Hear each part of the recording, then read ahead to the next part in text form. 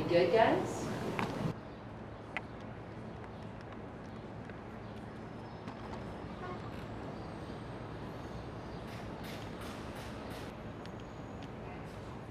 This December will be 10 years for you in that chair.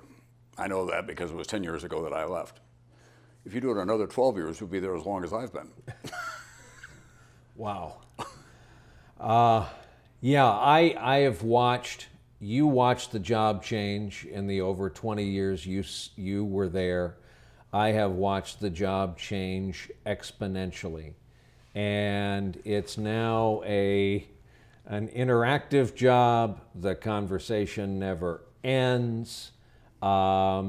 If you have a thin skin, I would advise skipping the internet after the broadcast is over.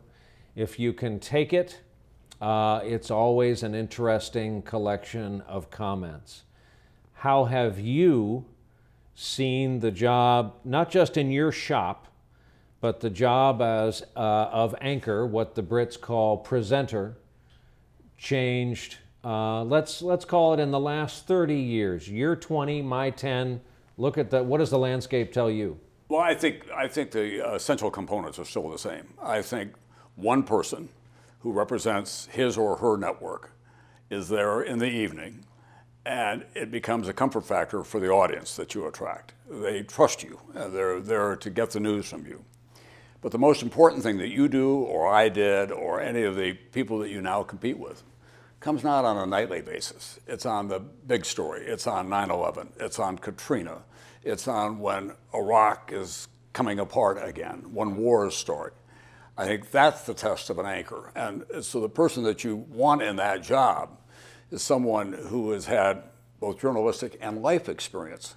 I said after 9/11, when people asked me what it was like to go through it, I said I was so grateful that I was the age that I was, that I'd been a journalist as long as I'd been, that I was a citizen as long as I'd been, and I had been a father and a husband, because it took all those parts to get through that experience. And you bring the same qualities to the job, and you earn them every day. And I think that the audience has got a marvelous radar for detecting when things are not quite what they should be with the person who's trying to tell them what's going on in the world. So I think the essence of being an anchor is still in place. It's just a hell of a lot more competition now than there used to be, frankly, for the eyeballs. Somebody asked me recently, how many, it was a starting New York City EMT, how many dead bodies have you seen? And I said, well, it's in the tens of thousands. I said, you know, in this crazy job of ours, you go to places like Banda Aceh, Indonesia, and you see tens of thousands of dead from a natural disaster. You and I have both been to Iraq.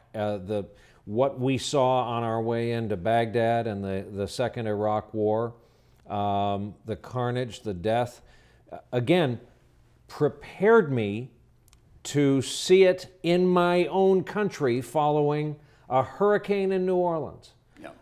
Which should not have been.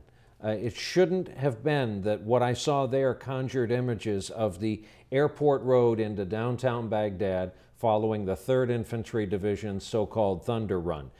But it did. And I guess it all goes into a box of experience. And if you do it right, as happened many times in your career, they hand you one of these.